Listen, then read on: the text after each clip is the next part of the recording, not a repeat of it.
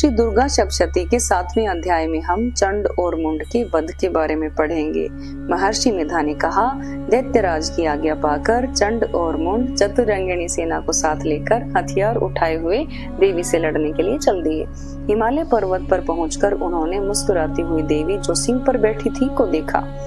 जब असुर उनको पकड़ने के लिए तलवारें लेकर उनकी ओर बढ़े तब अंबिका को उन पर बड़ा क्रोध आया और मारे क्रोध के उनका मुख काला पड़ गया, उनकी भ्रुकुटियां चढ़ गई। उनके ललाट में से अत्यंत भयंकर और अत्यंत विस्तृत मुख वाली लाल आंखों वाली काली प्रकट हुई, जो कि अपने हाथों से तलवार और पाश लिए हुई थी।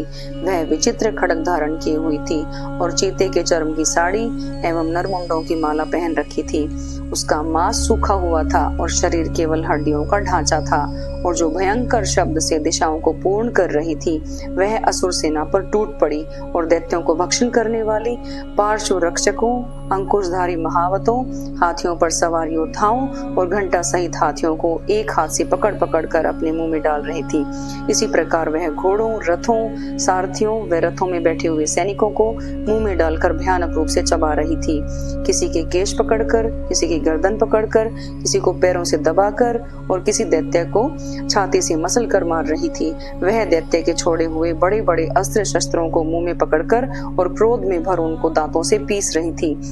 उसने कई बड़े बड़े असुर भक्षण कर डाले, कितनों को रोंद डाला और कितनी उसकी मार के मारे भाग गए।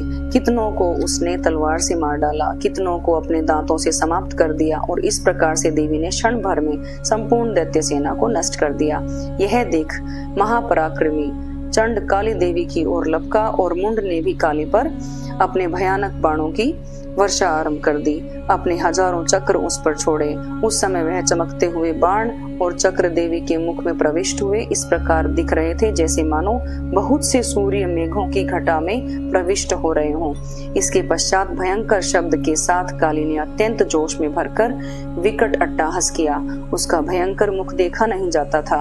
उनके मुख में श्वेत दांतों की पंक्ति चमक रही थी। फिर उसने तलवार हाथ में लेकर शब्द कहकर चंड के ऊपर आक्रमण किया और उसके केश पकड़कर उसका सिर काटकर अलग कर दिया। चंड को मरा हुआ देखकर मुंड देवी की ओर लपका, परंतु देवी ने क्रोध में भरे उसे भी अपने तलवार से यमलोक पहुंचा दिया। चंड और मुंड को मरा हुआ देखकर उसकी बाकी बची हुई सेना वहां से भाग गई। इसके पश्चात काली चंड और मुंड के कटे हुए सिरों को लेकर चंडिका के पास गई और प्रचंड अट्टहास के साथ कहने लगी, हे देवी, चंड और मुंड दो महादैत्यों को मारकर तुम्हारी भेंट कर दिया है। अब शुंभ और निशुंभ का तुमको स्वयं वध करना है।